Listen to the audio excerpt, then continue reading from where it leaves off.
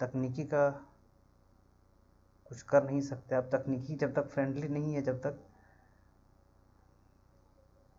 तो चलिए एक एक करके हम देखते हैं प्रश्न को।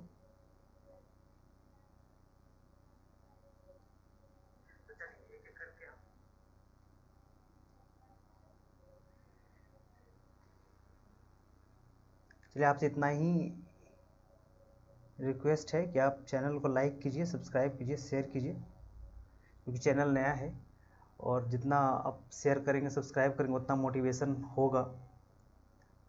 और चलिए करके देखते हैं, बिल्कुल बकवास की बिना बकवास के, कोई बकवास नहीं, सीधे टू द पॉइंट काम करेंगे।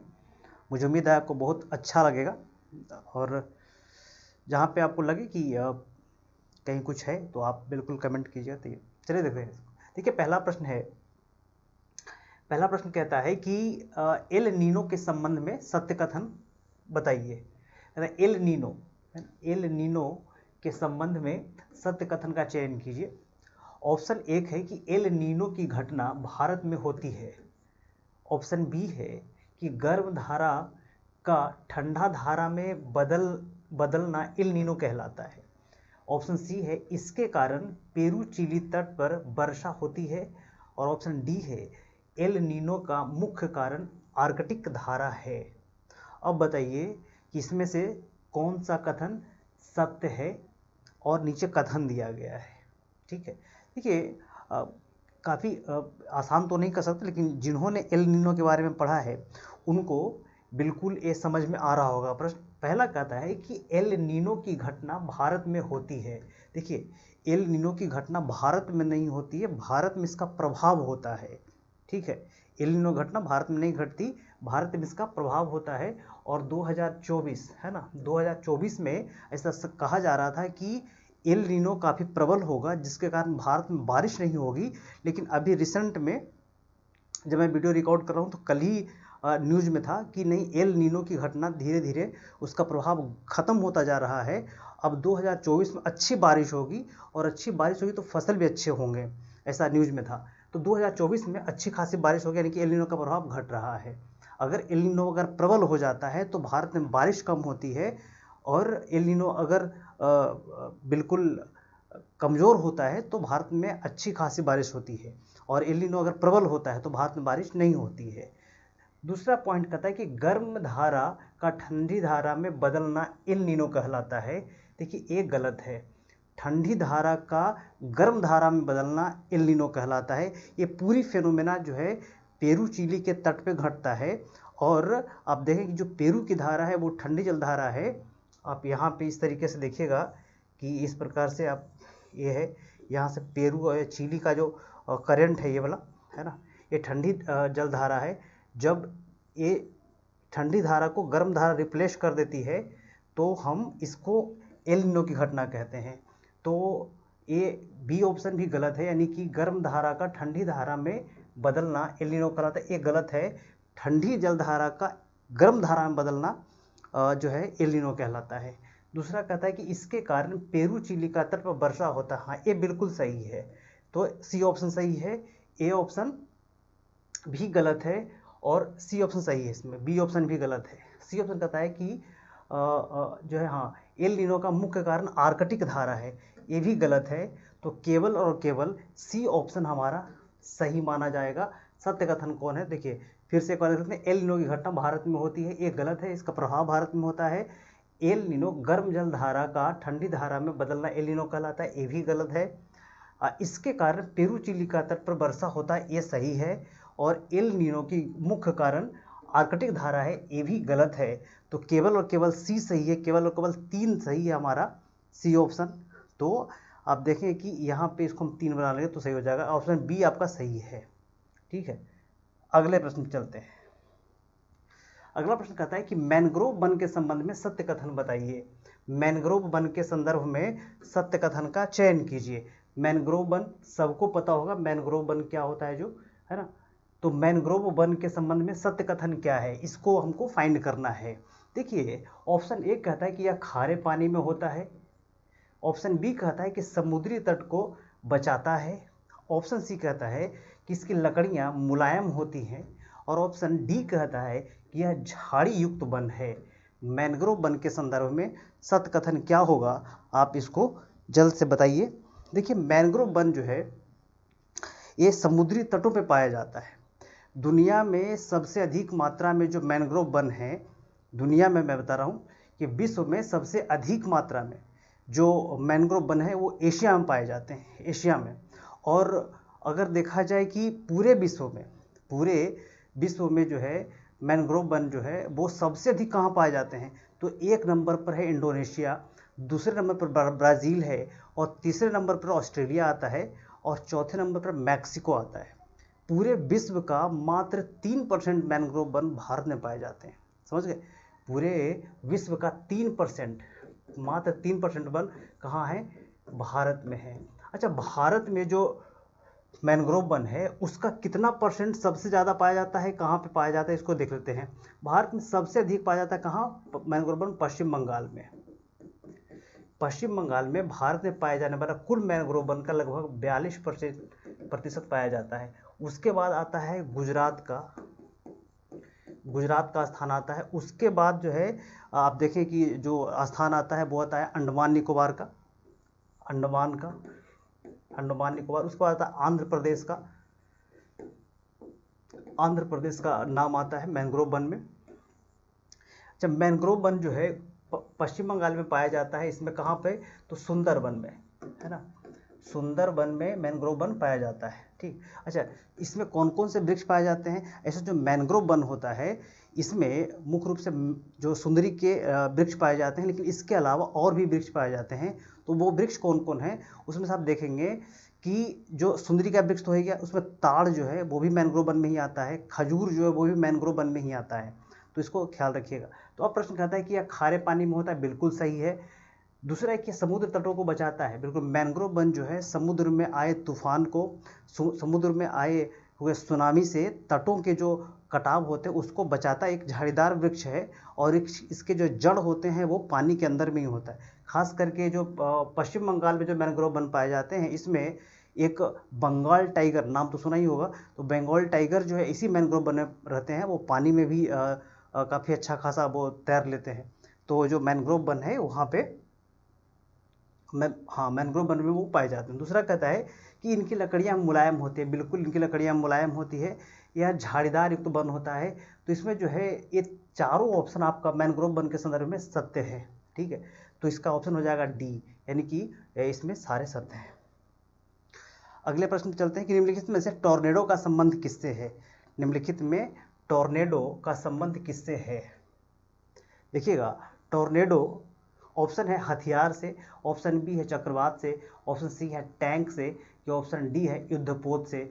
टॉर्नेडो का संबंध किससे है। देखिए, टॉर्नेडो जो है एक ज्योग्राफिकल फेनोमेना है, एक ज्योग्राफिकल कॉन्सेप्ट है, जो चक्रवात के रूप में टॉर्नेडो को हम देखते हैं। चक्रवात अलग है, टॉर्नेडो अलग है। टॉर्नेडो जो है एक निम्न दाब का क्षेत्र होता है, एक निम्न दाब का वायु तूफान होता है। खासकर टॉर्नेडो जो है वो ज़मीन पर उत्पन्न होता है, लेकिन कभी कभी ये जो है महासागर में भी आ जाता है। और आप देखें कि टॉर्नेडो की जो गति होती है लगभग 400 से 800 किलोमीटर पर आवर होती है, और इसकी जो व्यास होता है लगभग 400 से 800 मीटर का व्यास इसका होता है। और ये जो है एक तरीके से आप कह सकते हैं कि निम्न दाब का केंद्र होता है। और यह पाया कहाँ जाता है, ये पाया जाता है यूएस में, अमेरिका में। ये कभी कभी भारत में भी उत्पन्न हो जाता है। ये ऑस्ट्रेलिया में पाया जाएगा, ठीक है। ये फ्रांस में पाया जाता है टॉर्नेडो। ये सब जगह पे टॉर्नेडो उत्पन्न होता है। अच्छा, इसी प्रकार से हम देखते हैं कि ये जो जो चक्रवात होता है ना, चक्रवात भी आप देखेंगे तो चक्रवात जो है वो उसके अलग अलग नाम बोले जाते हैं। जैसे कि चीन में और जापान में हम चक्रवात को क्या बोलते हैं, इसको बोलते हैं टाइफून बोलते हैं। भारत में चक्रवात तो हम चक्रवात बोलते ही हैं, चक्रवात बोलते हैं। और इसी को हम यूएस में बोलते हैं हरिकेन बोलते हैं। तो अब यहाँ पे है कि टॉर्नेडो क्या है, तो एक चक्रवात से इसका संबंध होता है। तो जो टॉर्नेडो है वो एक जो टॉर्नेडो होता है ना वो स्पाइरल तरीके से होता है, इस प्रकार से इसकी संरचना होती है, ऐसे ऐसे करके स्पाइरल के तरीके से, ठीक है। जैसे हमारे यहाँ बवंडर होता है ना, बवंडर, उसी प्रकार से चक्रवात टोर्नेडो भी होता है। चलिए अगला प्रश्न है, अगला प्रश्न कहता है कि प्राचीन काल में अर्थव्यवस्था का मौद्रिक आधार क्या था। प्राचीन काल में अर्थव्यवस्था का मौद्रिक आधार क्या था। देखिएगा कि प्राचीन काल में अर्थव्यवस्था का मौद्रिक आधार क्या है। मौद्रिक आधार मतलब समझते होंगे, मुद्रा का आधार किस प्रकार से, मतलब कि लेन देन किस प्रकार से किया जाता था। तो ऑप्शन है कि कागजी मुद्रा था, ऑप्शन बी है प्लास्टिक मुद्रा, ऑप्शन सी है वस्तु विनिमय प्रणाली, और ऑप्शन डी है धात्विक मुद्रा। तो प्राचीन काल में मुद्रा का जो है अर्थव्यवस्था का आधार क्या था। देखिए प्राचीन काल में कागजी मुद्रा तो नहीं था, कागजी मुद्रा आया है मध्यकाल के बाद। कागज का पहला प्रयोग 1300 ईस्वी में कहाँ हुआ था, चीन में, ठीक है। कागजी मुद्रा भी पहली बार चीन में ही आया था, तो ये नहीं हुआ। अच्छा प्लास्टिक मुद्रा, देखिए प्लास्टिक भी उसमें नहीं था, प्लास्टिक तो अभी आया वर्तमान समय का। अच्छा धात्विक मुद्रा भी उस काल में नहीं था, धात्विक मुद्रा भी उसका धातु था। देखिए प्राचीन काल में सबसे पहला धातु तांबा है, हड़प्पा काल में भी हम लोग देखते हैं कि तांबा है, टीन है, सोना है, चांदी है, लेकिन मुद्रा नहीं मिला है उस काल में। मुहरें तो मिली हैं लेकिन धातु के जो मुद्रा नहीं मिले हैं। तो प्राचीन काल में अर्थव्यवस्था का मौद्रिक आधार था क्या, वस्तु विनिमय प्रणाली। वस्तु विनिमय प्रणाली की वस्तुओं से बदल करके दूसरे वस्तुओं को खरीद बिक्री करने की जो प्रणाली है वो वस्तु विनिमय प्रणाली कहलाती है। तो वो प्राचीन काल में वस्तु विनिमय प्रणाली थी। अच्छा अब आता है, देखिए हमारे के यहाँ वर्तमान में क्या है, वर्तमान में हमारे के यहाँ कागजी मुद्रा भी है, कागजी मुद्रा भी चलता है, ठीक है। मौद्रिक ये धात्विक मुद्रा भी चलता है, धात्विक मुद्रा भी है, वर्तमान प्लास्टिक मुद्रा भी है, प्लास्टिक मुद्रा भी है। अच्छा वर्तमान में एक है इलेक्ट्रॉनिक मुद्रा भी है, इलेक्ट्रॉनिक मुद्रा भी है, और एक मुद्रा और उसको कहते हैं वर्चुअल मुद्रा, आभासी मुद्रा जिसको कहते हैं, आभासी मुद्रा भी है, आभासी मुद्रा भी है। देखिए इसमें कागजी मुद्रा। अच्छा एक प्रश्न और बनता है कि जो है मुद्रा का भौतिक मूल्य, मुद्रा का अंकित मूल्य मौद्रिक मूल्य से क्या होता है। मुद्रा का जो अंकित मूल्य है, ध्यान सुनिएगा, अंकित मूल्य धात्विक मूल्य से क्या होता है, अधिक होता है कम होता है, धात्विक मूल्य से अधिक होता है कम होता है, क्या होता है। देखिए मुद्रा अगर मान लीजिए कि 10 रुपया के कोई सिक्का है, इस पर 10 रुपया लिखा हुआ है, तो इस धातु का जो मूल्य है जिससे बना हुआ है ये 10 रुपये से कम होगा कि अधिक होगा। तो याद रखिएगा किसी भी मुद्रा का धात्विक मूल्य कम होता है अंकित मूल्य से। यहाँ पे अंकित ज़्यादा होता है और जो इस धातु के मुद्रा का मूल्य कम होता है। अगर यहाँ पे हम 10 रुपया मिटा देंगे ना, 10 रुपया को हम इरेज कर देंगे, तो इसका जो दाम है वो 2-4 रुपया ही, 5 रुपया बच जाएगा। तो ये मेटल का दाम कम होता है अंकित मूल्य से, याद रखिएगा। अगला प्रश्न पे चलते हैं हम। अगला प्रश्न कहता है कि गलत कथन का चयन कीजिए। अब गलत कथन को चुनना है, काफ़ी अच्छा प्रश्न है। कहता है कि लेटराइट मिट्टी में काजू की खेती नहीं होती है, लेटराइट मिट्टी में काजू की खेती नहीं होती है। ऑप्शन बी है कि लाल एवं पीली मिट्टी पूर्वी घाट में पाए जाते हैं। ऑप्शन सी है कि काली मिट्टी महाराष्ट्र एवं केरल में पाए जाते हैं। ऑप्शन 4 है कि जलोढ़ मिट्टी उत्तर भारत में पाए जाते हैं। तो बताइएगा किसमें गलत कथन कौन सा है, गलत कथन का चयन करना है। देखिए पहला है कि जो लेटराइट मिट्टी है वो लेटराइट मिट्टी में काजू की खेती नहीं होती है। देखिए लेटराइट मिट्टी में काजू की खेती बिल्कुल होती है, काजू की खेती होती है, इसमें कॉफ़ी की खेती होती है, इसमें रबर की खेती होती है, रबर की खेती होती है। तो बिल्कुल इसमें एक प्रश्न हमारा ये जो है ये गलत है, ये ऑप्शन गलत है। ऑप्शन बी कहता है कि लाल एवं पीली मिट्टी पूर्वी घाट में पाए जाते हैं, ये बिल्कुल सही है। आंध्र प्रदेश में, उड़ीसा में, तमिलनाडु में लाल एवं पीली मिट्टी पाई जाती है। अच्छा जो लाल एवं पीली मिट्टी होती है इसका कलर लाल एवं पीला क्यों होता है, क्योंकि इसमें फेरस यानी कि लोहा तथा एल्युमिनियम की अधिकता होती है, इसलिए इसमें इसकी लाल और पीली मिट्टी का रंग लाल होता है। और लाल एवं पीली मिट्टी काफ़ी उपजाऊ मिट्टी होता है, इसमें मोटे अनाज की खेती काफ़ी अधिक होती है। आगे चलते हैं, कहता है काली मिट्टी महाराष्ट्र एवं केरल में पाई जाती है। देखिए जो काली मिट्टी है वो महाराष्ट्र में तो पाई जाती है लेकिन केरल में नहीं पाई जाती। अब देखें कि काली मिट्टी का दूसरा नाम क्या है, काली मिट्टी का अन्य नाम क्या है, तो इसको कहते हैं रेगुर मिट्टी भी, रेगुर मिट्टी बोलते हैं इसको। इसको चेरनोजेम मिट्टी बोलते हैं, चेरनोजेम मिट्टी काली मिट्टी, इसको बोलते हैं कपासी मिट्टी, कपासी मिट्टी भी बोलते हैं इसको। ठीक है, अगला कहते हैं, अच्छा ये जो काली मिट्टी इसमें गन्ने की खेती काफ़ी अच्छी होती है, और गन्ने की खेती जो है दो भागों में होती है, उत्तर प्रदेश में काफ़ी गन्ने होते हैं और एक महाराष्ट्र में गन्ने की खेती ज़्यादा होती है। लेकिन काली मिट्टी में खास करके महाराष्ट्र में ऐसे 5 राज्य हैं जहाँ पे काली मिट्टी पाई जाती है, जिसमें महाराष्ट्र है, जिसमें आप देख सकते हैं कि जो है मध्य प्रदेश है, उसमें कर्नाटका है, उसमें तेलंगाना है, उसमें छत्तीसगढ़ का इलाका है और कुछ आंध्र प्रदेश का इलाका भी काली मिट्टी के क्षेत्रों में आता है।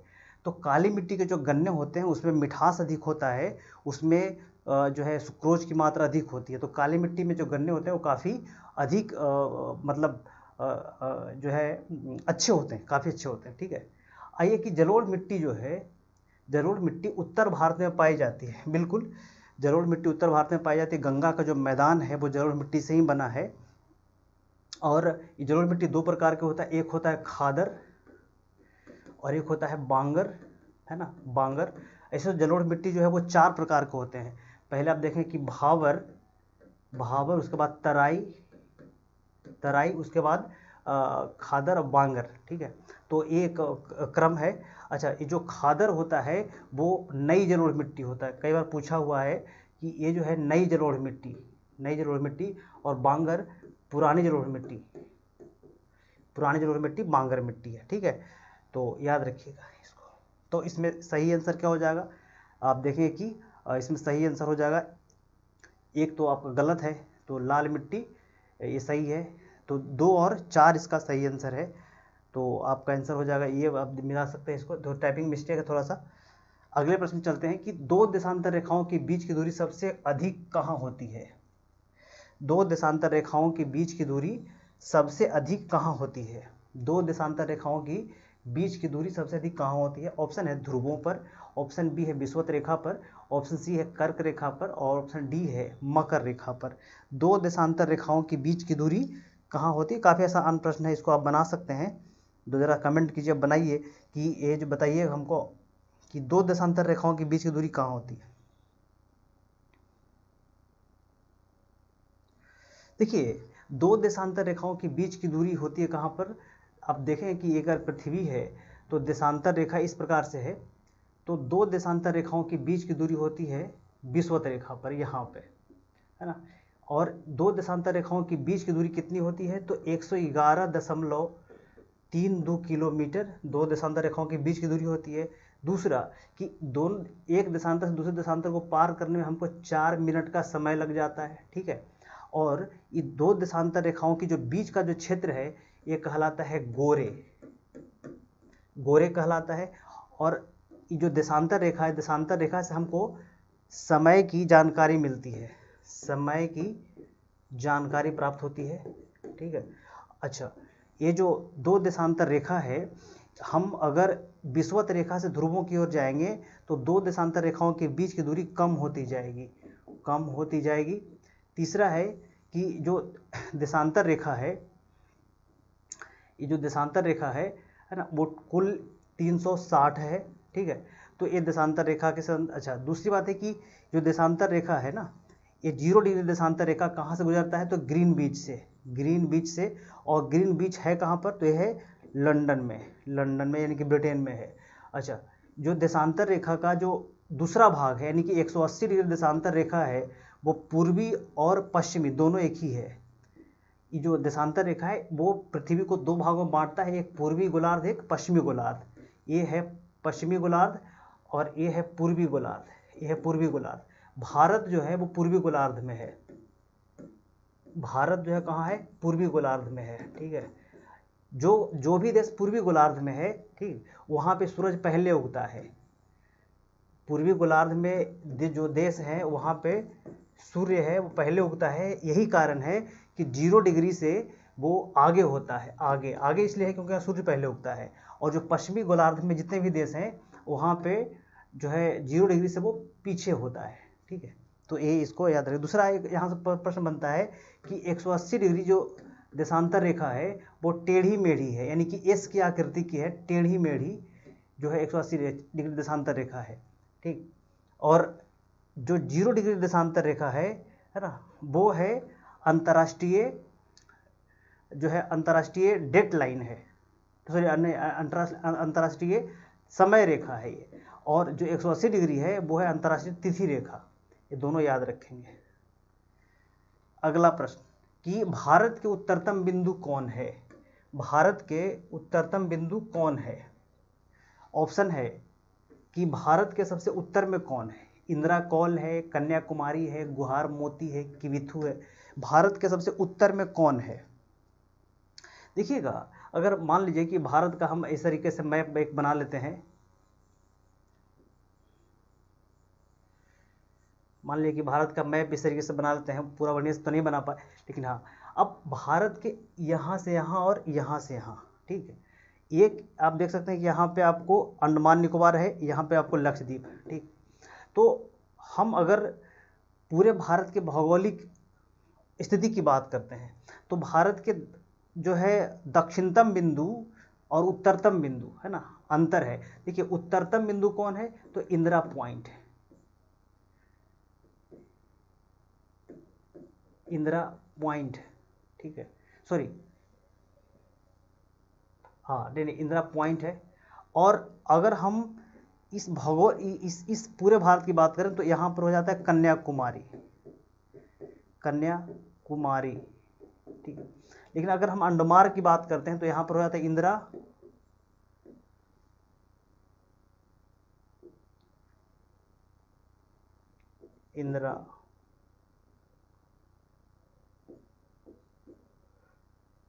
पॉइंट, ठीक है। अगर हम बात करते हैं यहाँ पे तो ये हो जाता है इंदिरा पॉइंट और ऊपर हो जाता है इंदिरा कॉल। तो ये है हमारा उत्तरतम और दक्षिणतम बिंदु। अगला प्रश्न है कि भारत का वह कौन सा स्थान है जहाँ पर बंगाल की खाड़ी, अरब सागर और हिंद महासागर मिलते हैं? भारत का वह कौन सा स्थान है जहाँ पर बंगाल की खाड़ी, अरब सागर और हिंद महासागर मिलते हैं? देखिए ऑप्शन है इंदिरा पॉइंट, ऑप्शन है रामेश्वरम, ऑप्शन है कन्याकुमारी और ऑप्शन तिरुवनंतपुरम। देखिए कहता है कि भारत वह कौन सा स्थान है जहाँ बंगाल की खाड़ी, अरब सागर और हिंद महासागर तीनों मिलते हैं। इसका मतलब बात हो रही है यहाँ पर, आप देखेंगे यहाँ पे तो इसके बगल में श्रीलंका है, यहाँ पर आपको एक केरला है और ये हो जाता तमिलनाडु। तमिलनाडु में एक जगह उसका नाम है कन्याकुमारी, कन्याकुमारी जो है यहाँ पे है। अच्छा कुमारी जो है कन्याकुमारी, उसके बगल में एक कुमारी अंतरीप है। अंतरीप उसको बोलते हैं जो मुख्य भूमि से लगा हुआ एक संकरा क्षेत्र समुद्र में हो, जैसे एक है आशा अंतरीप साउथ अफ्रीका में, ठीक है। तो उसी प्रकार से कन्याकुमारी कुमारी अंतरीप है। ये जो है मुख्य भूमि का सबसे दक्षिणतम बिंदु है। आप देखेंगे कि यहाँ पे ये जो एडम का ब्रिज है यानी कि राम सेतु है ये, और राम सेतु जो है वो बीच का जगह खाली है, इसको हम कहते हैं पाक की खाड़ी। देखिए ये श्रीलंका का जो ये वाला पार्ट है ये है पाक की खाड़ी, पाक की खाड़ी, ठीक है ये वाला। और ये है मन्नार की खाड़ी। भारत का जो ये वाला पार्ट है मन्नार है, मन्नार की खाड़ी है ये। और ये जो है इसको कहते हैं जो स्ट्रेट है इसको कहते हैं पाक जल डमरू मध्य, पाक जल डमरू मध्य। अच्छा यहीं पे एक द्वीप है उसका नाम है कच्चा थिब्बू द्वीप है, जिसको 1974 में इंदिरा गांधी ने किनको दे दिया था? इनको दे दिया था श्रीलंका के जो उस समय के राष्ट्रपति थे एस भंडार नायके, उनको दे दिया गया था गिफ्ट में श्रीलंका को, जिस पर आज भी विवाद है कच्चा थिब्बू पे। यहाँ पे कच्चा थिब्बू है। तो ये जो कुमारी अंतरीप है यहाँ पे तीन जो है सागर मिलते हैं। एक है अरब सागर ये वाला, एक है बंगाल की एक जो है हिंद महासागर है, और इधर जो है बंगाल की खाड़ी का इलाका है, वो तीनों यही मिलते हैं कन्याकुमारी में। चलिए अगला प्रश्न है कि भारत के अंतर्राष्ट्रीय सीमा के संदर्भ में सत्य कथन बताइए। भारत के अंतर्राष्ट्रीय सीमा के संदर्भ में सत्य कथन आपको बताना है कि ऑप्शन है कि भारत की सबसे अधिक लंबी सीमा रेखा चीन के साथ है। ऑप्शन बी है कि चीन की सीमा जम्मू कश्मीर से नहीं लगती है। ऑप्शन 3 है कि अफगानिस्तान की सीमा जम्मू कश्मीर से लगती है। ऑप्शन 4 है बिहार की सीमा 2 देशों से लगती है। इसमें सही कथन कौन है? इसमें सही कथन आपको बताना है कि भारत के अंतर्राष्ट्रीय सीमा के संदर्भ में सत्य कथन क्या है। देखिए, भारत की सीमा भारत की सबसे अधिक लंबी सीमा चीन के साथ है, जो कि गलत है। चीन के साथ जो है भारत की जो सीमा है वो कितना है? वो है 3448 किलोमीटर, सॉरी 3348 किलोमीटर, 3448 किलोमीटर है। और सबसे अधिक किससे लगता है? तो बांग्लादेश से। बांग्लादेश से कितना है? तो 4098 या 99, कभी 96 लिखता है, 96 किलोमीटर है ना। सबसे कम किससे लगता है? तो अफगानिस्तान से। अफगान से कितना लगता है? तो 106 किलोमीटर लगता है। ठीक है। अगला कहता है चीन की सीमा जम्मू कश्मीर से नहीं लगती है। देखिए, चीन की सीमा जम्मू कश्मीर से नहीं लगती है, ये सही है। चीन की सीमा कहाँ से लगती है? पहले लगता था जम्मू कश्मीर से।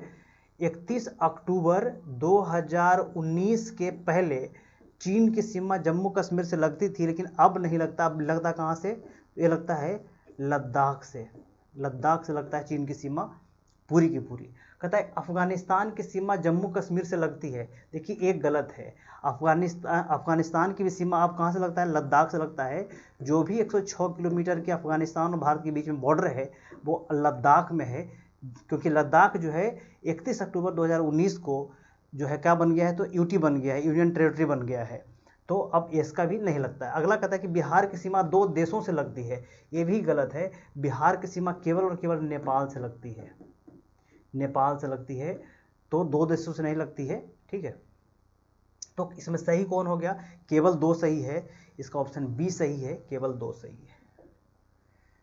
अगला प्रश्न कहता है निम्नलिखित में से गलत कथन का चयन कीजिए। निम्नलिखित में से गलत कथन का हमको चुनना है कि कौन गलत है इसमें। ऑप्शन है कि डोल ड्रम का क्षेत्र विषुवत रेखा के दोनों ओर है। डोल ड्रम का क्षेत्र विषुवत रेखा के दोनों ओर है।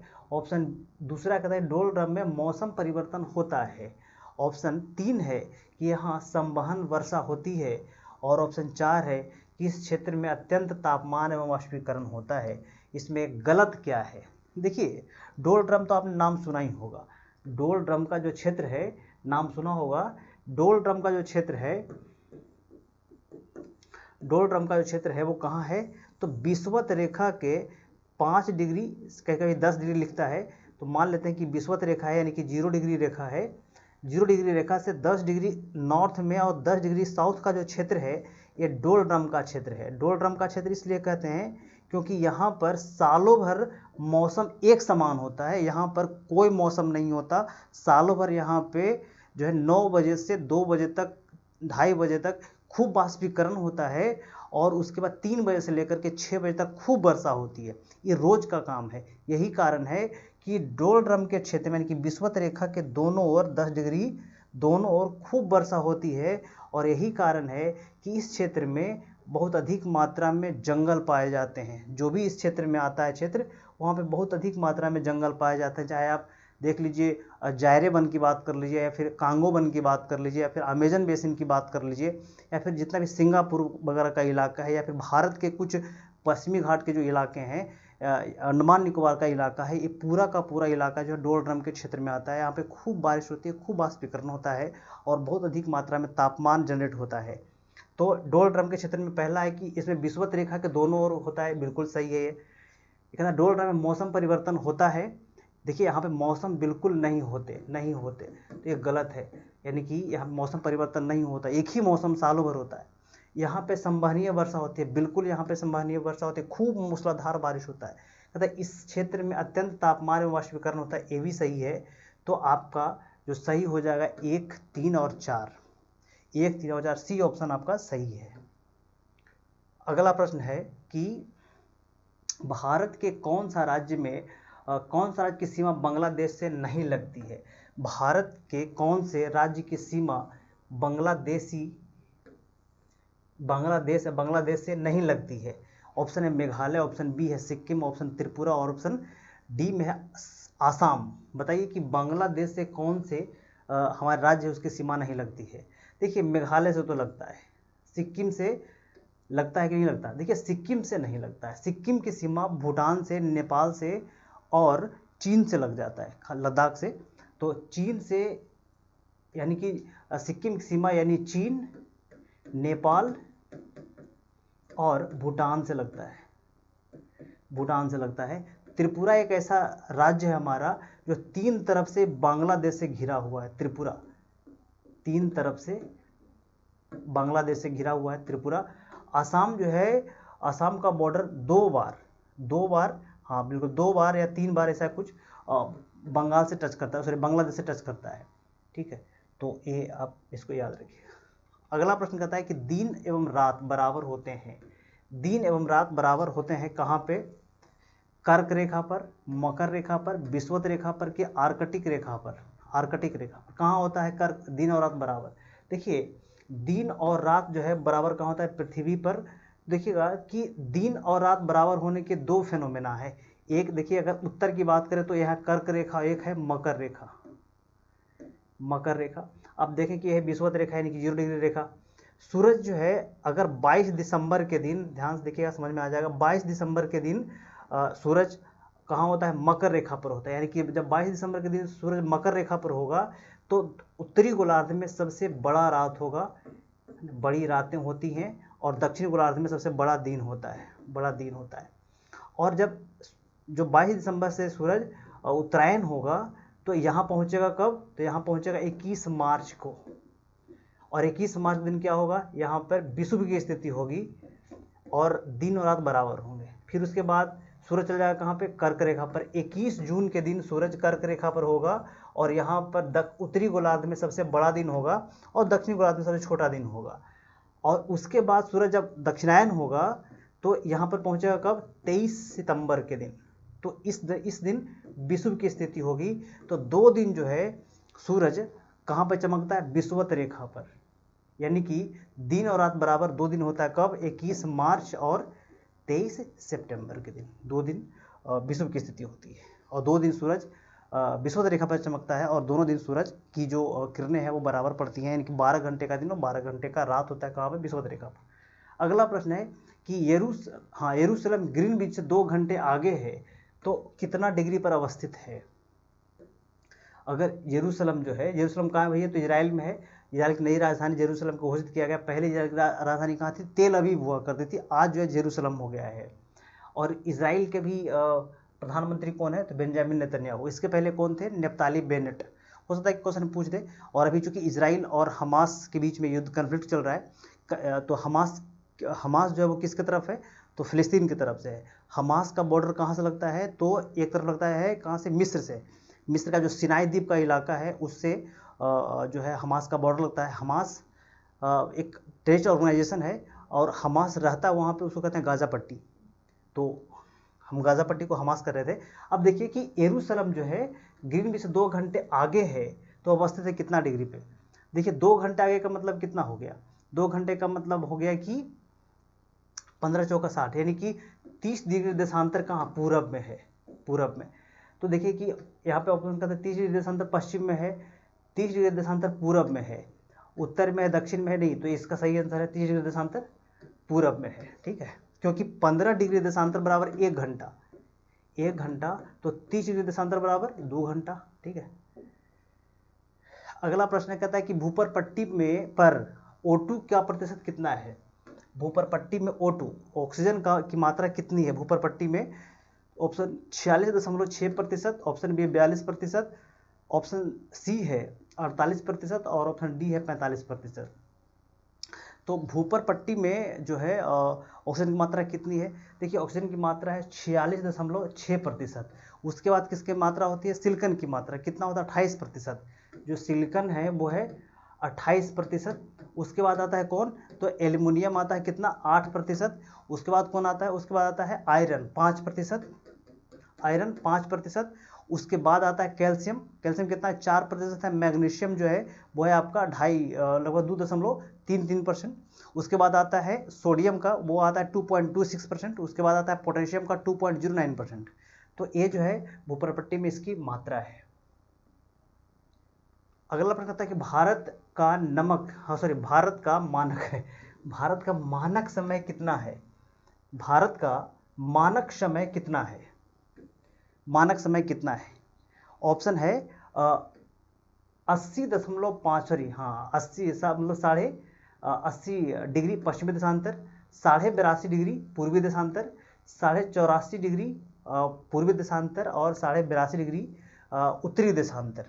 तो बताइएगा कि भारत का मानक समय कितना है। देखिए भारत का जो मानक समय है 82.5 डिग्री पूर्वी देशांतर है, यानी कि 82.5 डिग्री पूर्वी देशांतर है। और 82.5 डिग्री पूर्वी देशांतर जो है भारत के कितने राज्यों से गुजरता है? 5 राज्यों से। कौन कौन? तो यूपी है, एमपी है, छत्तीसगढ़ है ना, जो है उड़ीसा है, और एक है एपी आंध्र प्रदेश है। तो ये 5 राज्य से हमारा मानक समय गुजरता है। और कर्क रेखा कितने राज्यों से गुजरता है भारत के? तो 8 राज्यों से। कौन कौन? तो ये है झारखंड, गुजरात, मध्य प्रदेश, हाँ झारखंड, गुजरात, मध्य प्रदेश, मिजोरम है, और कौन है? पश्चिम बंगाल है, हाँ और है छत्तीसगढ़ है। तो ये कुल 8 राज्य से गुजरता है कौन कौन? कर्क रेखा। और 5 राज्य से गुजरता है कौन? हमारा मानक रेखा। मानक रेखा कहाँ है? तो मिर्जापुर उत्तर प्रदेश में है। अगला प्रश्न कहता है कि विषुवत रेखा पर 2 देशांतर के बीच की दूरी अधिकतम कहाँ पे होती है? विषुवत रेखा पर 2 देशांतर रेखाओं के बीच की दूरी अधिकतम कितनी होती है? हाँ, विषुवत रेखा पर 2 देशांतर रेखाओं के बीच की दूरी अधिकतम कितनी होती है? 110 किलोमीटर, 111 किलोमीटर, 111.32 किलोमीटर और 115.32 किलोमीटर। देखिए विषुवत रेखा पर 2 देशांतर रेखाओं की जो बीच की दूरी होती है वो सबसे अधिक होती है, और यहाँ पे इसकी दूरी होती है कितना? तो 111.32 किलोमीटर। और जैसे विषुवत रेखा जैसे से हम ध्रुवों की ओर जाते हैं इसकी जो दूरी है वो घटती जाती है, और अंततः दोनों ध्रुव पर पहुँचते पहुँचते इसकी जो दूरी है वो क्या हो जाती है? शून्य हो जाती है। इसलिए कहा जाता है कि जितने भी देशांतर रेखाएं हैं, टोटल देशांतर रेखाएं 360 हैं, सारी देशांतर रेखाएं कहाँ मिल जाती हैं? तो ध्रुवों पर मिल जाती हैं। ठीक है, ध्रुवों पर मिल जाती है। अगला प्रश्न कहता है कि तमिलनाडु के तटों या कोरोमंडल तट पर वर्षा किसके कारण होती है? तमिलनाडु के तट पर या कोरोमंडल तट पर वर्षा किस कारण से होती है? ऑप्शन 1 है दक्षिणी पश्चिम मानसून के कारण, दूसरा है कि दक्षिण पूर्वी मानसून के कारण, तीसरा है कि उत्तर पूर्वी मानसून या लौटते मानसून से, और इसमें डी है कि इनमें से कोई नहीं। देखिए तमिलनाडु का जो तट है उस पर वर्षा किस कारण से होता है बताइए। देखिए तमिलनाडु का जो तट है, ये वाला तट जो है इलाका है, वो कब होता है? हमारे यहाँ जो वर्षा होती है पूरे भारत में, संपूर्ण भारत में वर्षा कैसे होती है? तो होता है दक्षिण पश्चिम मानसून से। ठीक है, लेकिन तमिलनाडु के तट पर जो वर्षा होती है वो लौटते ही मानसून से होती है, यानी कि कौन मानसून से? उत्तर पूर्वी मानसून से होती है, उत्तर पूर्वी मानसून से होती है। ठीक है, अच्छा ये जो तट है इसको कौन सा तट बोलते हैं? ये जो तट है इसको कौन सा तट बोलते हैं जी? इसको तट बोलते हैं कोरोमंडल तट, इसको बोलते हैं कोरोमंडल। इसके बाद कौन सा तट ये है? ये है उत्तरी सरकार तट, उत्तरी सरकार तट। उसके बाद कौन सा तट है? उसके बाद आता है उत्कल तट, है ना, उत्कल तट। और उसके बाद आता है बंगाल वगैरह का तट, वो है बैगा तट, बैगा तट। उसी प्रकार से यहाँ का जो तट है ये वाला, इसको कौन तट बोलते हैं? इसको बोलते हैं मालाबार तट। ठीक है, उसके बाद कनारा तट, यहाँ पे जो कर्नाटक का जो इलाका है कनारा तट। फिर यहाँ पे देखिए गोवा का इलाका है, इसको कोंकण तट बोलते हैं। उसके आगे बोलते हैं काठियावाड़ तट, और यहाँ पे जो बोलते हैं उसको बोलते हैं कच्छ का तट। तो याद रखिए कच्छ का तट, काठियावाड़ तट, यहाँ पे कोंकण तट, यहाँ पे कनारा तट, और नीचे जो है यहाँ पे ये है मालाबार तट। इसके ऊपर बढ़िएगा तो कोरोमंडल तट, यहाँ पे उत्कल तट, यहाँ पे आप देखेंगे कि हाँ सही उत्तरी सरकार तट, यहाँ पे उत्कल तट, और जो कलकत्ता है यानी कि बंगाल का इलाका है वो है बैगा तट। तो एक कभी कभी क्वेश्चन पूछ लेते हैं। अगला प्रश्न, सर्वाधिक लवणता किसकी है? निम्नलिखित में सर्वाधिक लवणता यानी कि सबसे ज़्यादा सलाइन जो है यानी कि लवण युक्त कठोर जल जो है वो किस में पाया जाता है? तो देखिए मृत सागर में, ऑप्शन बी है बान झील में, ऑप्शन डी है चिल्का झील में, और ऑप्शन डी है सांभर झील में। तो सबसे अधिक लवणता कहाँ पाई जाती है? देखिए सबसे अधिक जो लवणता है वो बान झील में पाई जाती है। कहाँ है? बान झील जो है वो तुर्की में है, तुर्की में है। इसकी लवणता जो है प्रति 1000 ग्राम कितना है? तो 330 है। यानी कि अगर हम 1 लीटर पानी को हम गर्म करेंगे तो 330 ग्राम हमको नमक मिल जाएगा। ठीक है, इतनी लवणता है। अगर इसमें आप इस झील में यानी कि तुर्की के जो बान झील है इसमें आप कूद जाते हैं तो आप कभी डूबे मत कीजिएगा, मतलब ऐसे तैरते रहिएगा। अच्छा, उसके बाद मृत सागर झील, ये कहाँ है? देखिए मृत सागर झील जो है ये आपको मिल जाएगा कहाँ पे पता है? जो मृत सागर झील है वो कहाँ है बताइए? देखिए मृत सागर झील जो है वो है जॉर्डन में, ये है जॉर्डन में। लेकिन देखिए एक मृत घाटी भी है, वो है यूएस में, है ना, अमेरिका में। मृत घाटी अमेरिका में, मृत सागर झील जॉर्डन में है। यानी कि जॉर्डन और फिलिस्तीन और इजराइल के बीच में है मृत सागर। इसकी लवणता जो है, मृत सागर जो है इसकी लवणता है वो लगभग है 240%। यानी अगर 1 लीटर जल हम गर्म करेंगे तो हमको 240 ग्राम नमक मिल जाएगा इसमें। तो ये अच्छा, उसके बाद लवणता किसकी ज़्यादा है? देखिए लाल सागर की लवणता कितनी है? 37 से 40%। उसके बाद कैस्पियन सागर की लवणता 40% है। अटलांटिक सी जो हमारा महासागर है, सबसे बड़ा महासागर प्रशांत महासागर है, तो प्रशांत महासागर की जो लवणता है वो है आपका कितना? तो प्रशांत महासागर लवणता जो 36 से लगभग 37% है। और हिंद महासागर की लवणता सबसे कम है, 34% से लेकर के 35% तक हिंद महासागर की लवणता है। और अटलांटिक महासागर की जो लवणता है वो है 37 से 38%। ठीक है, तो ये लवणता हमको देखने को मिलता है। लेकिन सबसे अधिक लवणता कहाँ? तो बान झील में लवणता है। चिल्का झील कहाँ है? तो भारत में ही है। और सांभर झील तो आप जानते ही हैं कि जो है राजस्थान में। कहता है कि पृथ्वी की औसत घनत्व कितना है? पृथ्वी का जो है औसत घनत्व कितना है? पृथ्वी का औसत घनत्व कितना है? ऑप्शन 1 में है 5.5%, ऑप्शन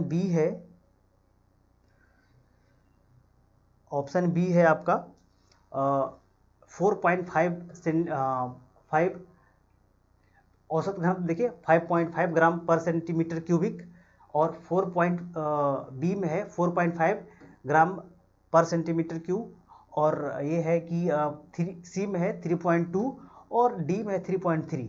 तो पृथ्वी का औसत घनत्व कितना है? देखिए पृथ्वी का औसत घनत्व जो है वो 5.5 है। और भूपर पट्टी है ना, भूपर पट्टी का जो घनत्व है वो है 2.5 और कोर का जो घनत्व है वो है 13.5। ठीक है, और औसत घनत्व जो है पृथ्वी का वो कितना है? 5.5 है। ठीक, अगला प्रश्न है कि वायुमंडल की सबसे निचली परत कौन सी है? वायुमंडल की सबसे निचली परत कौन सी है? देखिए ए क्षोभ मंडल, बी है समताप मंडल, सी आयन मंडल और डी ओजोन मंडल। तो वायुमंडल की सबसे निचली परत कौन है? तो क्षोभ मंडल है। क्षोभ मंडल की औसत ऊंचाई 13 किलोमीटर और अधिक ऊंचाई 18 किलोमीटर और कम ऊंचाई कितना? सबसे कम न्यूनतम ऊंचाई 8 किलोमीटर। अब जो क्षोभ मंडल है इसका तापमान कितना है? तो सबसे कम तापमान है इसका ध्रुवों पर -45 डिग्री और सबसे अधिक तापमान -80 डिग्री कहाँ है? विषुवत रेखा पर। ठीक है, जितने भी मौसमी घटनाएं कहाँ होती है? क्षोभ मंडल में ही। मौसमी घटना कहाँ? क्षोभ मंडल में। ठीक है, और जितने भी हवाई जहाज वगैरह जो भी घटनाएं होती है सब क्षोभ मंडल में होती है। समताप मंडल में क्या होता है? समताप मंडल में जो है हमको क्या पाया जाता है? देखिए जितने भी एरोप्लेन्स वगैरह है सब समताप मंडल में उड़ते हैं क्योंकि यहाँ पे मौसम शांत होता है। और यहाँ पे O3 यानी कि ओजोन परत पाया जाता है कहाँ? समताप मंडल में।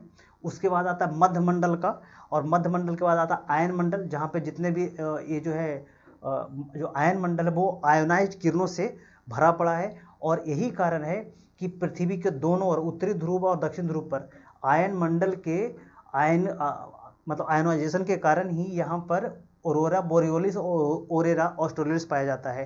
यानी कि पृथ्वी के दक्षिणी ध्रुव पर ऑरोरा ऑस्ट्रेलिस और उत्तरी ध्रुव पर ऑरोरा बोरियोलिस पाया जाता है। किसके कारण? तो ये जो है आयन मंडल के कारण। आगे अगला प्रश्न है, निम्नलिखित में से उल्का क्या है? निम्नलिखित में उल्का क्या है? उल्का क्या है जी? देखिए उल्का क्या था निम्नलिखित में से उल्का क्या है? ऑप्शन है कि तीव्र गति से चलता तारा है, ऑप्शन बी है कि तारा मंडल का एक भाग है, ऑप्शन सी है सूर्य का टुकड़ा है, और ऑप्शन डी है कि पृथ्वी के वायुमंडल में क्षुद्र ग्रह का टुकड़ा है। देखिए उल्का क्या है? कहता है कि तीव्र गति से चलता तारा है, एक गलत है। कहता है तारा मंडल का एक भाग है। देखिए अगर बड़े मतलब पर्सपेक्टिव से सोचा जाए तो बिल्कुल है, लेकिन चूंकि मतलब केवल उल्का के बारे में पूछ रहा है तो इस पर हम नहीं जाएंगे। सूर्य का एक टुकड़ा है, ये भी नहीं। कहता है कि पृथ्वी के वायुमंडल में क्षुद्र ग्रह का एक टुकड़ा है, बिल्कुल। उल्का हमको तब दिखाई पड़ता है जब पृथ्वी के वायुमंडल में प्रवेश करता है और जलता हुआ प्रतीत होता है, तब हम उसको उल्का मानते हैं। तो ये सही है। अगला प्रश्न, निम्नलिखित में से कौन सा भौगोलिक रूप से ग्रेट निकोबार के सबसे निकट है? कौन सा भौगोलिक रूप से ग्रेट निकोबार के सबसे निकट है? तो अब बताइएगा इसको कि सुमात्रा, बी बोर्नियो, सी जावा और डी श्रीलंका। तो भौगोलिक रूप से किस निकट है, सबसे निकट कौन है? देखिए सुमात्रा जो है सबसे निकट है, लगभग 155 किलोमीटर से 180 किलोमीटर के बीच में माना जाता है। सुमात्रा कहाँ है? इंडोनेशिया में है। इंडोनेशिया का एक द्वीप है सुमात्रा, ठीक है। तो याद रखिएगा कि अंडमान निकोबार से सबसे निकट यही है। और कहाँ से? तो आप देखें कि ग्रेट निकोबार है ना, वहाँ से सुमात्रा आइलैंड के बीच में दूरी इतनी ही है, मात्र 155 से 80 किलोमीटर। अच्छा, सुमात्रा जो इंडोनेशिया की राजधानी कहाँ है? इंडोनेशिया की राजधानी नहीं, जो राजधानी बन रही वो कहाँ है? तो वो है नूसंतारा। अगला प्रश्न है कि निम्नलिखित कथनों पर विचार कीजिए और असत्य कथन का चयन करना है। असत्य कथन का चयन करना, ऑप्शन ए है कि 0 डिग्री देशांतर और 0 डिग्री अक्षांश से नहीं मिलता है। कहता है 0 डिग्री देशांतर 0 डिग्री अक्षांश से नहीं मिलता है, ऑप्शन एक है।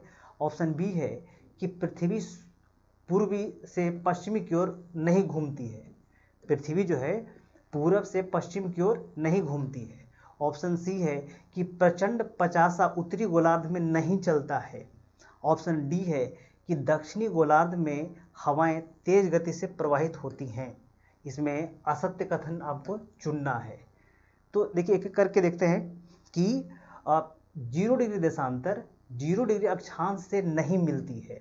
देखिए एक गलत है, मिलती है। कहाँ मिलती है? तो ये मिलती है अटलांटिक ओशन में, अटलांटिक सागर में ये मिल जाती है ये, ठीक है।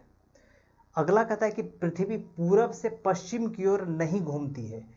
तो याद रखिएगा कि पृथ्वी पश्चिम से पूरब की ओर घूमती है, पूरब से पश्चिम की ओर नहीं घूमती है, ये भी सही है, ठीक है। दूसरा अगला कहता है सी है कि प्रचंड 50 उत्तरी गोलार्ध में नहीं चलता है, तो ये भी सही है। प्रचंड 50 जो है चलता कहाँ है? तो ये दक्षिणी गोलार्ध में चलता है। दक्षिणी गोलार्ध में 3 पवनें काफ़ी प्रबल होती हैं। 40 डिग्री अक्षांश पर जो है उसको कहते हैं गरजता 40, 50 डिग्री अक्षांश पर प्रचंड 50 और 60 डिग्री अक्षांश पर गरजता 60, चीखता 60 हम लोग उसको कहते हैं। तो ये जो है आप देखें कि ये सही है। अगला है कि दक्षिणी गोलार्ध में हवाएं तेज गति से प्रवाहित होती हैं, ये बिल्कुल सही है। तो हमारा आंसर कौन हो जाता है? हमको असत्य कथन ढूंढना है, तो केवल एक असत्य था, तो केवल एक असत्य है, ऑप्शन नंबर 1। अगले प्रश्न पे चलते हैं। अगला प्रश्न है कि उत्तरी अमेरिका से लगा हुआ निम्नलिखित में से कौन सा प्लेट है? उत्तरी अमेरिका से लगा हुआ कौन सा प्लेट है? देखिए अब वेगनर का सिद्धांत पढ़ेंगे, महाद्वीपीय विस्थापन का सिद्धांत। तो वेगनर ने कहा था कि जो हमारा पृथ्वी वो कई प्लेटों में डिस्ट्रीब्यूट है, विभाजित है। तो कौन कौन सा प्लेट बड़ा है और कौन कौन सा प्लेट छोटा है, हम इसके बारे में देखें कि तो हमने क्या देखा कि लगभग 7 प्लेटें बड़े हैं और लगभग 20 प्लेट छोटा है। तो इसको हम देखेंगे। तो वही कहता है कि उत्तरी अमेरिका से कौन सा प्लेट लगा हुआ है। ऑप्शन एक है Juan de Fuca plate, option B है कोकोस प्लेट, ऑप्शन सी है नाकजा प्लेट, ऑप्शन डी है कैरेबियन प्लेट। तो उत्तरी अमेरिका से लगा हुआ प्लेट कौन सा है जो बताना है आपको। अब देखिए, अब उत्तरी अमेरिका की हम बात करते हैं तो अब एक छोटा मोटा एक मैप बनाना ही पड़ेगा आपको इस तरीके से। मान लीजिए कि ये टोटल फोटल अमेरिका है,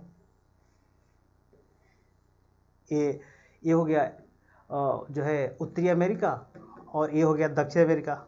एक तरीके से मान लीजिए आप, उतना बड़े तो मैप नहीं बन पाया। तो देखिए यहाँ पर जो प्लेट है ये है जुआन डी फूका प्लेट, ये है पैसिफिक यानी कि प्रशांत का भाग, ये प्रशांत महासागर है, ये है अटलांटिक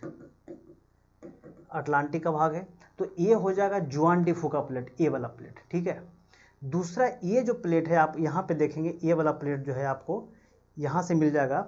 इस प्लेट का नाम है कोकोस प्लेट। कौन प्लेट है? ये है कोकोस प्लेट, कोकोस, ये है कोकोस प्लेट।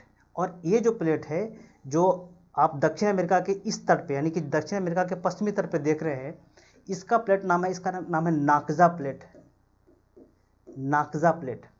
और एक प्लेट आपको यहाँ पे दिख जाएगा, एक प्लेट यहाँ पे आपको दिख जाएगा, इसका नाम है अस्कोसिया प्लेट, अस्कोसिया प्लेट। और एक प्लेट आपको यहाँ दिख जाएगा, यह है कैरेबियन प्लेट, कैरेबियन प्लेट, ठीक है। तो प्रश्न है कि उत्तरी अमेरिका से लगा हुआ निम्नलिखित में से कौन सा प्लेट है। देखिए उत्तरी अमेरिका से लगा हुआ एक प्लेट जुआन डी फूका तो आपको मिल गया, एक कोकोस प्लेट भी आपको मिल गया यहाँ पे, ये भी लगा हुआ है उत्तरी अमेरिका से।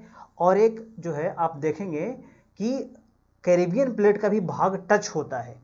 लेकिन अगर आपसे पूछ दे कि उत्तरी अमेरिका से कौन सा प्लेट लगा हुआ है, तो केवल और केवल जुआन डी फूका प्लेट है, केवल और केवल जुआन डी फूका प्लेट पूरी तरीके से लगा हुआ है। क्योंकि कोकोस प्लेट जो है उत्तरी और दक्षिण अमेरिका मतलब मध्य अमेरिका में आपको दिख जाता है, और कैरेबियन प्लेट भी मध्य अमेरिका में दिख जाता है, मैं दोनों में लग जाता है, उत्तरी में और दक्षिणी दोनों में। तो ये जो है आप यहाँ पे इसको ध्यान देंगे। तो अगले प्रश्न पे चलते हैं। अगला प्रश्न कि जब कोई पिंड सूर्य के नजदीक होता है तो क्या होता है। जब कोई पिंड सूर्य के नजदीक होता है तो क्या होता है। ऑप्शन है कि उसकी गति कम हो जाती है, ऑप्शन बी है उसकी गति बढ़ जाती है, और ऑप्शन सी है कि गति में कोई प्रभाव नहीं होता, और ऑप्शन डी इनमें से कोई नहीं। तो कहता है कि देखिए कि जब कोई पिंड सूरज के नज़दीक होता है तो क्या होता है। देखिए कि जब कोई पिंड अगर सूरज के नज़दीक हो तो उसकी गति क्या हो जाती है, बढ़ जाती है, उसकी गति बढ़ जाती है। तो ये याद रखिएगा। अगला प्रश्न है कि गोल्डीलैक्स जोन का संबंध है, गोल्डीलैक्स जोन का संबंध किससे है। ऑप्शन एक है पृथ्वी एवं चंद्रमा से, ऑप्शन बी है सूर्य एवं मंगल से, ऑप्शन बी है पृथ्वी एवं मंगल से, और ऑप्शन डी है पृथ्वी एवं सूरज से। गोल्डीलैक्स जोन का संबंध किससे है। देखिए गोल्डीलैक्स जोन जो है ना, एक अच्छा प्रश्न है।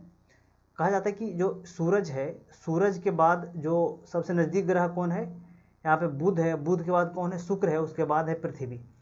तो जिस हैबिटेट में, जिस जोन में पृथ्वी है, इस जोन को हम कहते हैं गोल्डीलैक्स जोन, क्योंकि इसी जोन में क्या है, लाइफ संभव है।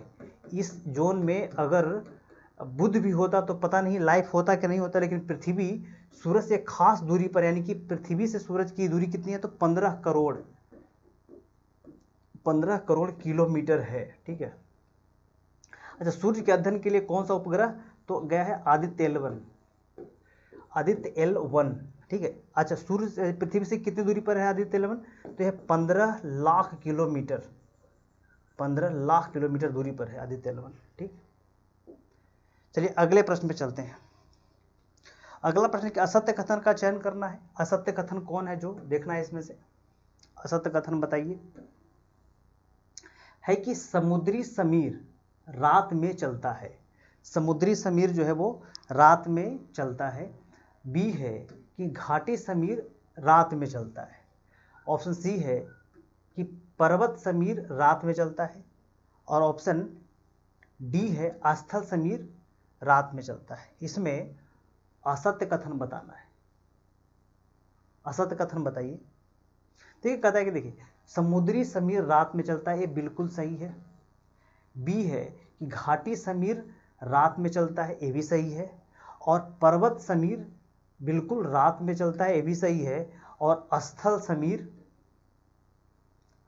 समीर जो है हाँ, स्थल समीर कब चलता है, देखिए एक मिनट के लिए, समुद्री समीर, समुद्र से हवा रात में चलता है, समुद्र से हवा रात में चलता है, नहीं ये गलत है भैया, बिल्कुल सॉरी, ये जो है समुद्री समीर रात में चलता है, ये गलत है। स्थल समीर रात में चलता है, ये सही है।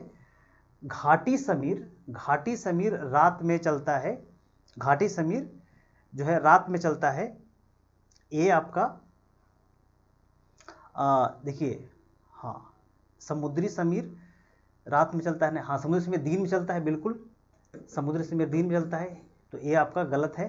दूसरा एक घाटी समीर, घाटी से हवा ऊपर जाती है, घाटी समीर रात में चलता है, ये आपका जो है गलत है, घाटी समीर दिन में चलता है। पर्वत समीर रात में चलता है, पर्वत समीर रात में चलता है, ये सही है। और स्थल समीर रात में चलता है, ये सही है। तो हमारा बी और सी डी सही है, यानी कि 1 2 3 सही है, तो हमारा सही है सी, ये सही है। अगला प्रश्न है कि हिमालय के संदर्भ में सत्य कथन का चयन कीजिए। हिमालय के संदर्भ में सत्य कथन बताइए।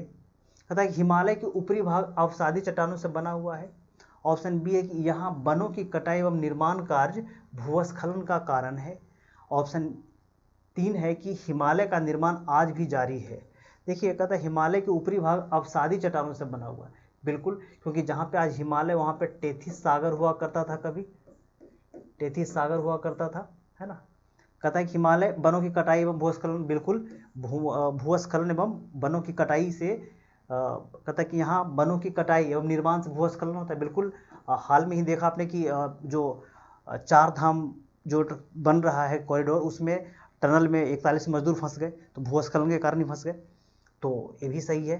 कहता है हिमालय का निर्माण आज भी जारी है, तो आज भी बिल्कुल जारी है हिमालय का निर्माण। आज भी हिमालय का जो ऊंचाई है वो कितना 8,848 मीटर अभी भी है, लेकिन कहीं 50 मीटर भी देता है, लेकिन जो 50 मीटर है जो ना, वो चीन और नेपाल के द्वारा शोध किया गया है। इस पर अभी जो है ना मतलब मेन जो ऑथेंटिसिटी आना बाकी है, तो ये अभी 48 मीटर ही है, 50 मीटर मत मार दीजिएगा। और आपको पता है कि हर साल 1 वर्ष में हिमालय जो है लगभग 1 से 2 सेंटीमीटर अभी उत्तर की ओर मतलब मूव कर जा रहा है अभी भी, तो हिमालय का निर्माण आज भी जारी है। अगला प्रश्न कहता है कि निम्नलिखित में से कौन सा झील महान भ्रंश घाटी में नहीं बहता है। कौन सा झील महान भ्रंश घाटी में नहीं बहता है। महान भ्रंश घाटी तो पता ही होगा कहाँ है, जो तो महान भ्रंश घाटी कहाँ है, तो ये है अफ्रीका में।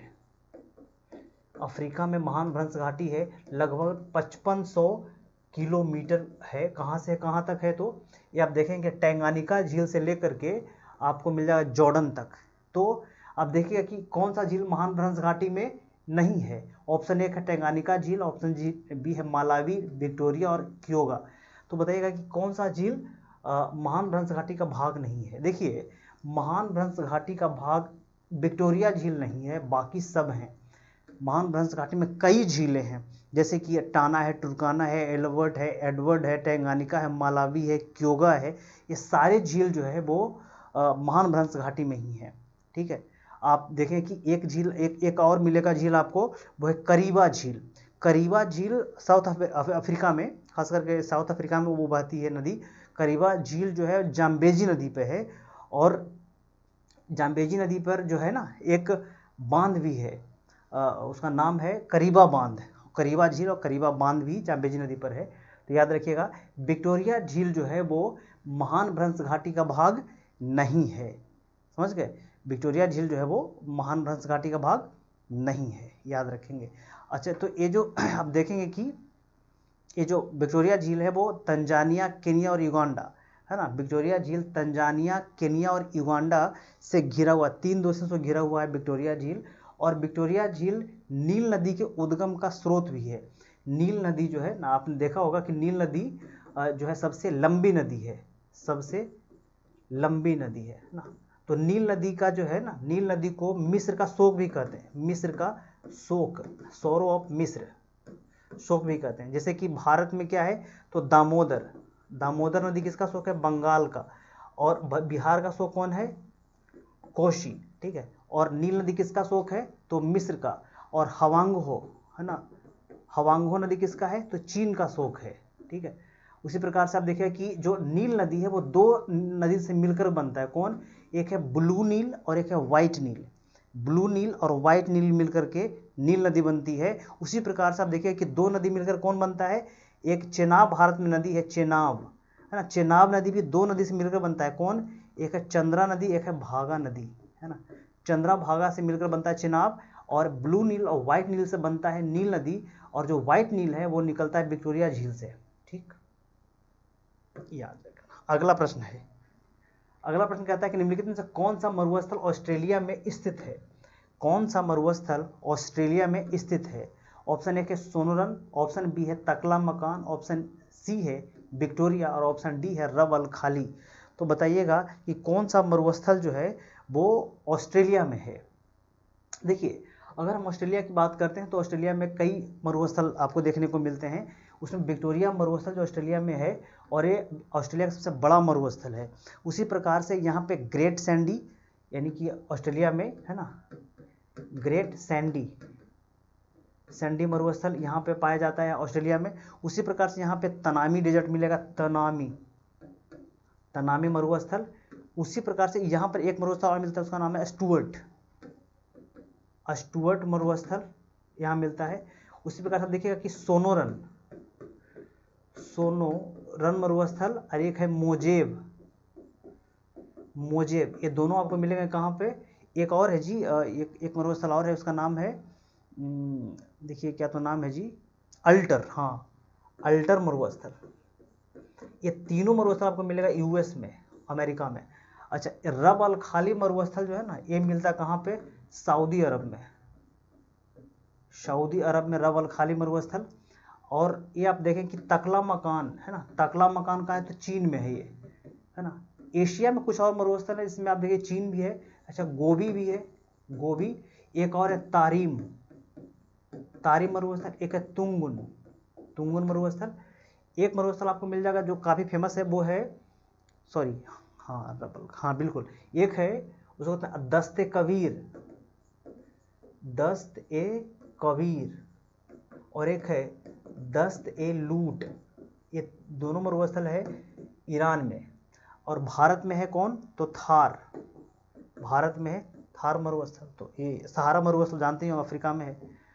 एक मरुस्थल और है थारा, सहारा में नामी मरुस्थल और नुबियन मरुस्थल, ये भी है वहाँ पे। तो अगले प्रश्न पे आइए, कहता है कि सिंडर का संबंध किससे है, सिंडर, सिंडर का संबंध किससे है, सिंडर का संबंध। ऑप्शन एक है बाढ़ से, ऑप्शन बी है सुनामी से, ऑप्शन सी है ज्वालामुखी से, और ऑप्शन डी है भूकंप से। तो बताइएगा कि सिंडर का संबंध किससे है। देखिए, सिंडर का संबंध सिंपल सा है, ज्वालामुखी से है, ज्वालामुखी से है। देखिए, अगर ये जो ज्वालामुखी है इस प्रकार से मान ले कि ये ज्वालामुखी ऐसे फट जाता है इसे, ठीक है, ये पृथ्वी का भाग है, इसे यहाँ से ज्वालामुखी निकलता है, तो नीचे का जो भाग है जिसमें पिघला हुआ मैग्मा है, तो एक कहलाता है मैग्मा, कई बार पूछा हुआ है मैग्मा। और जब यही मैग्मा ऊपर निकल जाता है तो हो जाता है लावा, लावा, ठीक है।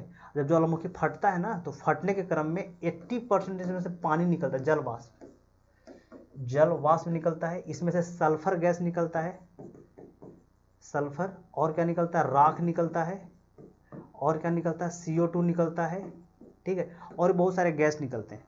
तो देखिएगा कि ये जो शंकु की आकृति के जो पाइप है ना, इसी को हम बोलते हैं सिंडर, सिंडर बोलते हैं। और अगर ज्वालामुखी जम करके एक कीप की आकृति बना लेता है, इसको हम बोलते हैं क्रेटर, ये बोला। और अगर इसमें वर्षा के कारण पानी भर जाता है तो ये पानी वाला झील हो जाता है, इसको बोलते हैं क्रेटर झील, क्रेटर झील, है ना, जो महाराष्ट्र के लोनार में है, भारत में, महाराष्ट्र के कहाँ पे, लोनार में, ठीक है, क्रेटर झील। और अगर आप देखेंगे कि अगर कोई ज्वालामुखी, ये पृथ्वी है, ऊपर फटा नहीं, अंदर ही जम गया, पृथ्वी के अंदर ही जम गया, ऊपर नहीं फटा, अंदर ही जम गया, तो इसमें आपको क्या बोलते हैं, तो बैथोलिथ हो जाता है, कई स्थलाकृति बन जाते हैं। तो बैथोलिथ है, लेकोलिथ है, लेपोलिथ है, सील है, डाइक है, क्रेटर है, ये सब जो है ज्वालामुखी के प्रकार हैं, मतलब नीचे जमने के प्रकार हैं। तो आज का इतना ही। कल फिर हम आपके सामने हाजिर होंगे 7 बजे और 9 बजे, 2 मेरा सेशन है, तो हम कल मिलेंगे आपसे। तब तक के लिए खुश रहिए, मस्त रहिए, अब तैयारी में लगे रहिए। और आपसे एक रिक्वेस्ट है कि थोड़ा चैनल पर ध्यान दीजिए, चैनल को सब्सक्राइब कीजिए, लाइक कीजिए, शेयर कीजिए। धन्यवाद।